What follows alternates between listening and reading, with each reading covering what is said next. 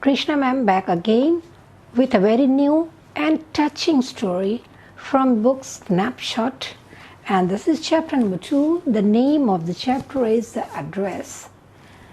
The title itself is very interesting, okay, and the writer is Marga Minko. Marga Minko, she is a Jewish lady.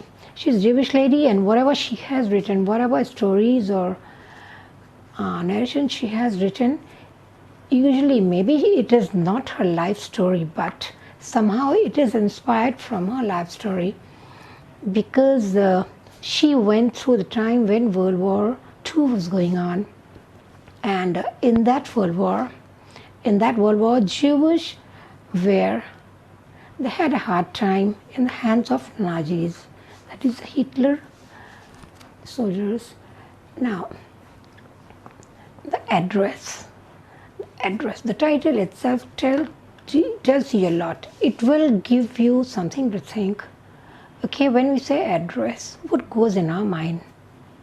Means about a place, okay, about some place, about a particular place, about a particular house. So here also this is an account of this girl. Okay, we can say the narrator, yeah. The narrator, she is telling about the account of a travel she has been to a place. She has been in search of one particular address, that is house number 46, and she wanted to go to that address because she has some memories of her mother, some past memories of her expired mother, her lost mother, locked inside there. So what were those memories? Why the memories were locked in there? Let us come and see. Let's come to the chapter. Okay, the opening of the chapter is also in a very interesting way. Do you still know me? I asked. Who is I? I is the narrator, the girl here. We can say the girl who... Okay, this story is divided into two parts, that is pre-war period and post-war period. During the pre-war period, the narrator is mentioned as a girl here. But after post-war, when she goes back again to that place in search of that particular address, then she is no more a girl, she is a woman. But here we'll read about her as a narrator. So she asked, she asked the lady, she knocked at the door, and somebody opened the door. But the door was not fully opened. It was open just a small bit, just a chink. Just a chink means the door opened a chink. A chink means just a small bit. Like usually when somebody knocks at a door, we used to look from the keyhole and see who is there. But this lady, she opened the door a little bit to ascertain who has knocked. Now when she saw the narrator, she must have recognized her, and she must have got shocked to see her back. So she pretended that she didn't know her. That's why she asked, do you still know me? She said, no, I don't know you. So like this, the conversation went on. So when she said that, I don't know you, the narrator, she had a thinking for 1 minute that maybe I have come to the wrong address. Maybe I remember the address wrong. So she was just about to turn back when she saw the lady wearing light faded green cardigan. Then she remembered, oh, this is my mother's cardigan. Then she was very much sure that I have come to the right place, and she is Mrs. Darling. She could be nobody else except that. So now she knew that she's pretending not to recognize her.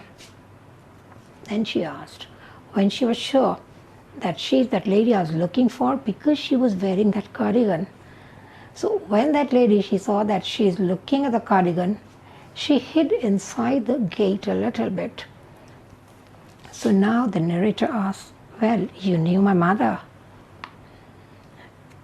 So now Mrs. Darling, she had no other way but to accept that she recognized the lady, the girl. Then she thought, oh, so now you have come back.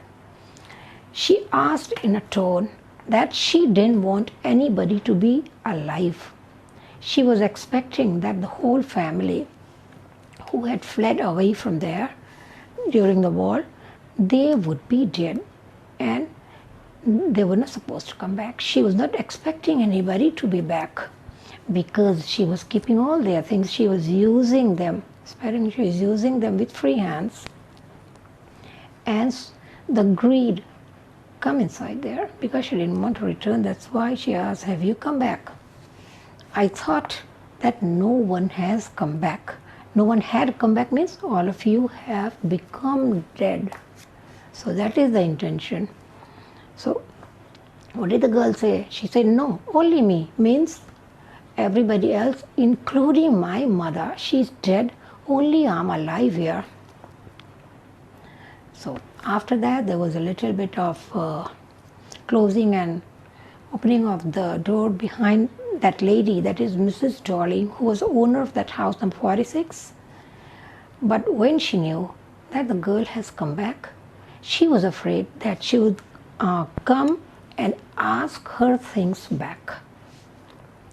So she told, when the girl wanted to talk to her, she said, no, it's not convenient for me now. Let's talk some other time. I'm not free now. So she had to go back. The girl had to go back again. But while turning back, she looked at the name plate again to ascertain that she has come to the right place. And she saw the name Darling was there. And while she looked at the jeep of the house, house number 46, it was there, so even that was wrong. Sorry, even that was right. So she knew that she has come to the correct address. But since this woman was not willing to give time to her now, she has to return back. And first she thought that let us forget these things now, because when this lady is not willing to give, let's leave it. But while turning back, all the past memories were going inside her mind. She was thinking that how these things, how the belonging of her house, how the antiques and silver pieces, silver cutleries of house went into the hands of Mrs. Darling. She remembered that in the past, that is during pre-war period, once she was back home for a holiday. Then when she came home, she was surprised to see some changes in the house. What was that change? She looked around. She was an observing girl of the observing nature. She saw many things missing. So she asked her mother about her. Her mother was even surprised because she did not expect her daughter to be so much keen, with a keen eye. She didn't expect that she would observe, she would notice things missing. Then she told that every time that I have a friend, I have an acquaintance, and she turned up after many years, and after many years they have now renewed their contact. Means she has started coming and visiting her again. So she told that every time this lady comes, that is Mrs. Darling, every time she comes, she will carry some valuable belongings from that house in the name of keeping them safe, because the narrator, she belonged to a Jew family. So all the Jewish family, they were having a very terrible time before the war period, because they were tormented by these Nazis. So they knew, Mrs. Darling also knew that this family, they're forced to flee, they are forced to hide somewhere to escape the war, to be alive, to keep alive, they have to leave the country somehow. So she fooled her mother. Her mother didn't know. She pretended to be a well-wisher, and she told her mother that, look, if you leave all things here, any day, any fine day, the war can break and all your things would be destroyed. So you have collected these things with much pain. So this is the belongings. Why should you let it be destroyed in the war? Do one thing, I'll carry it for you. I will, every time I'll visit you, I will pick a few things and I'll carry with me. I will keep it safe at my house. At my house, which was very close there. So every time she comes, she carries something. That's what her mother told the girl. Now let's come to page number 12. Let's come to page number 12. Then she was still thinking about the past incidents. She has reached the station till time. Then she remembered another incident that day went in the past. Now, early in the morning when she woke up, she saw some sound going on downstairs. So when she came downstairs, she saw a lady with broad back. Broad back means her back was turned, and she saw a lady. She was trying to take a suitcase out of the stairs, a heavy suitcase. So her mother introduced her. She said, "There is my daughter. That, look, she is my daughter." And she introduced Mrs. Darling and her daughter with each other. Now, Mrs. Darling, she seems to be in a hurry because her intentions were not good. So she didn't want to confront the girl for a long, because she knew that the girl was of a probing nature. She was of a new generation. So before she asked anything further about the luggage, about the antiques, about the belongings being carried away from the house, she went away in a hurry, and she dragged the suitcase with her, which was very heavy. Then when her daughter saw that she was having difficulty carrying that heavy luggage, then she asked her mother, "Where does she live? Does she live far away?" Then her mother told, "No, in Marconi Road, house number 46. Remember that." So that was only one time her mother told her about the address, that is Marconi Street, house number 46. And that stood somewhere in the mind of the narrator. Now the war broke. They flew. They had to flee from there. They had to leave Holland and go to some other place. Many years passed by. And now the scene has changed. The story will have a twist here. It will have a twist in the change the narration, because her mother is no more. The war has ended. And children, all of you know that the things are very, very different before the war breaks, during the war, and after the war.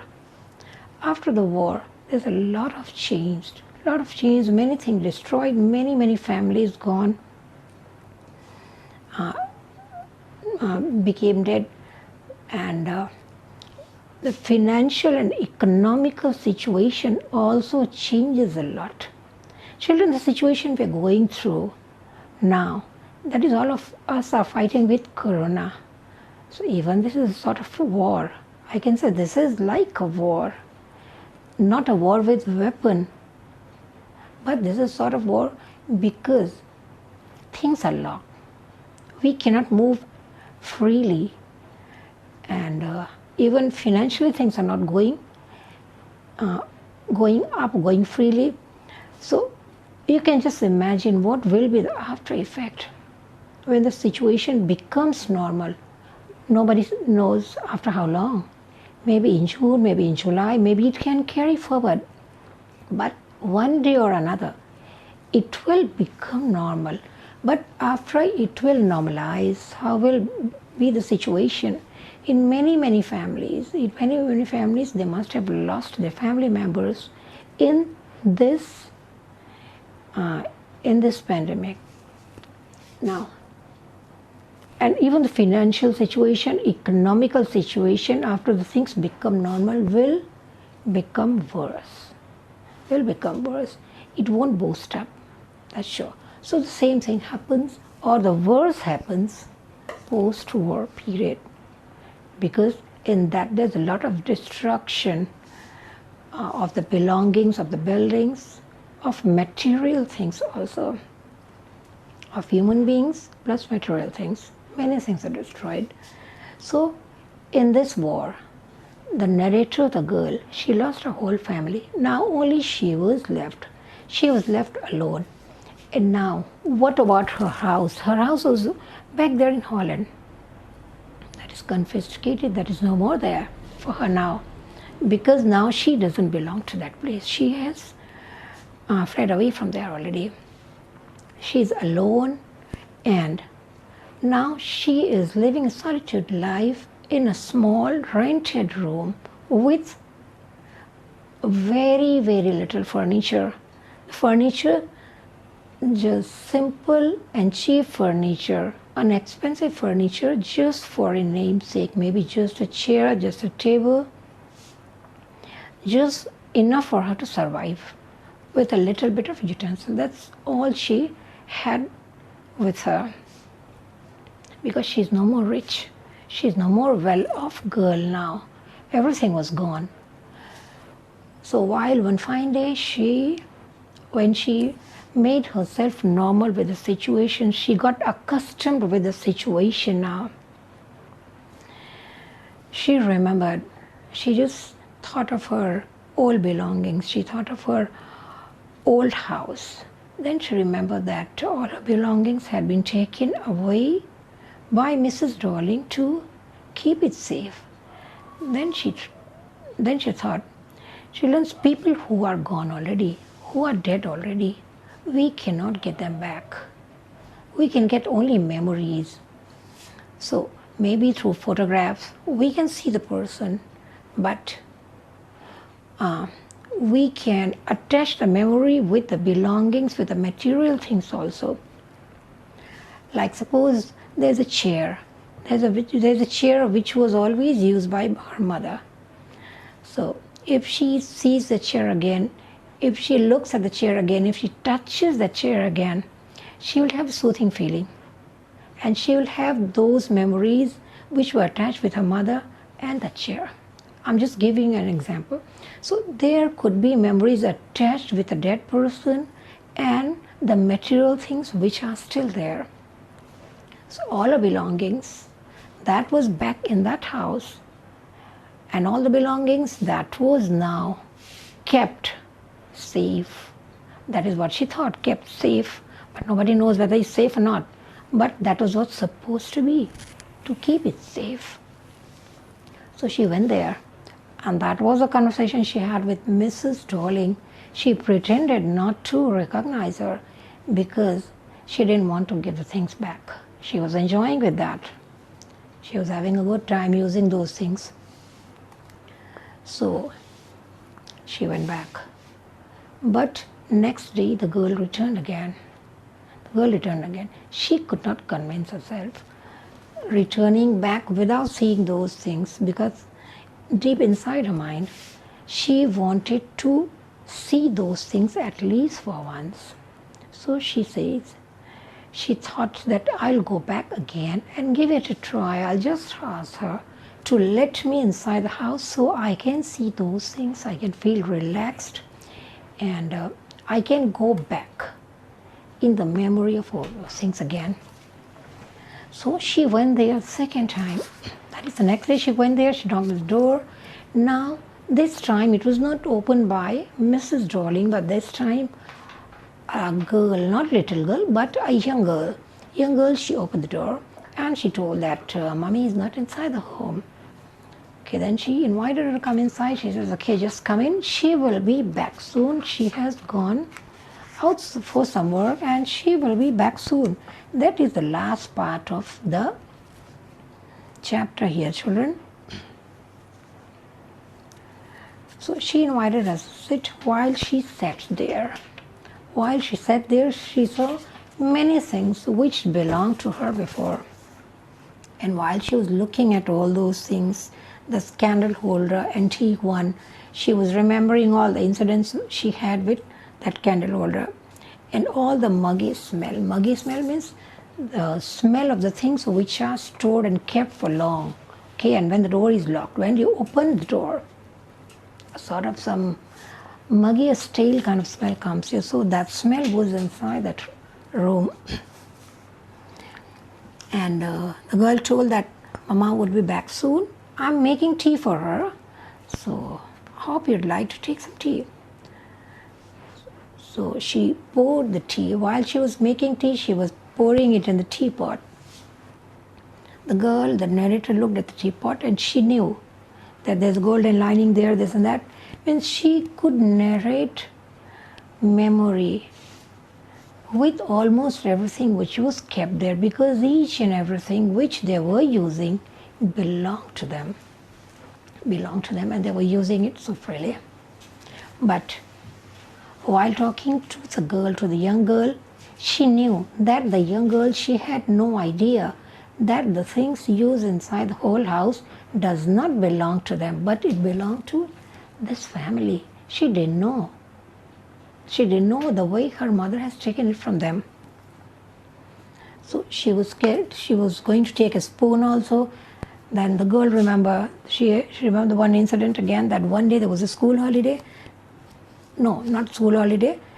She took a day off from her school because she was not feeling very well that day. Then her mother told that, look, can you help me polishing these silver cutlery, silver spoons? She was surprised also. Where are the silver spoons and forks? I don't know about that. Then her mother told that, look dear, don't you know the cutlery you're using each day, that is silver. And she was surprised also that the spoon, knives and forks she was using each day, they were all made of silver. Then she asked the same thing again to that girl, to Mrs. Dowling's daughter, that do you know the cutlery you are using that is kept inside that box? They are silverware. And the girl was surprised also because she had no idea about that. But while she was sitting, the girl, the narrator, she looked around the house and she was a bit disappointed. She was a bit disappointed to see those things because the things, they were disarranged. They were miskept. They were not kept in a well manner. They were just scattered here and there. And they were not kept in the way it was very, very well decorated in her own time, in her own house by her mother. So she was disappointed and she was unable to attach her own memory with all the material things which was scattered inside the home. Things were there. It was everything which belonged to her mother. It was everything they shared together in her childhood, in her young days. But since the person who was using, the owner of that, one of those things, she was no more. And the material things, the goods and all the belongings, it has gone into a different hand. And it was handled in a different way. So the value of those belongings was equal to zero for her. She could not attach her. So emotionally she could not get attached to those belongings now. Like there was her mother's chair, but it was kept in such a strange way that she could not carry the memory of her mother with that chair. She could not attach it there. So it was like all the furniture, all the belongings, all the antiques and tablewares, it was like strange things for her, which was no more her, which was not anymore her own. So when that girl, Mrs. Dowling's daughter, told that mother would be back any moment, she is just about to arrive. At that moment, when she went to see the silverware and to make sure whether is it a real silver. So that time things were becoming very hard and difficult for this girl, because she was feeling more and more miserable to see all those things in a different type of environment, in a strange kind of environment, and handle in a very, very strange way. So she thought that she would better leave that place because she could not stand to see it anymore. So when the girl told that mother is about to arrive, she immediately got up and said that, oh sorry, I just forgot the time, I'll miss the train. And she left the house. The girl told that, I'll see you to the way. She said, no, I can find my way. I go to the door. And she left the place in a hurry because somehow she knew that even though I'm able to take few things here, I have such a dingy room with me, I cannot keep even one thing from here in my rented room. So what's the use of taking it from here? And second thing, what's the use of coming again here? Because when I come and when I see these things in such a strange atmosphere kept like that, it's more painful for me. So she just thought inside her mind that it's better to forget a dress. For a girl who has lost everything, okay, for her forgetting those things was difficult. She cannot forget her mother, she cannot forget her childhood, her young time, her happy time, but she can forget the address. Because those things are material, she can forget that. So she decided that I will erase that address, that is Marconi Street, house number 46, plus Mrs. Darling from my mind forever. I will never think of that, as if it has not existed for me anymore, because she has many things to forget. So she decided that she would forget this house now, and she will never remember that she had any belongings. So children, that was the end of the story. And if you read it, it is a good read. So you must read it, and I'm sure you must be having the book Snapshot. If you don't have, you can take a PDF of the chapter, and I'm very sure you will enjoy reading, because more and more you read, you'll read once, you'll read twice, the more and more you'll read, you will go deep inside that, you will enjoy that. Because the incident is simple, language is simple, written in a very emotional way. So that is the story for today. That is the end of the story, the chapter, The Address, written by Marga Mingo. So that's all for today. I will come up again with another chapter. Till then, have a very happy time, have a good time. Good day, children.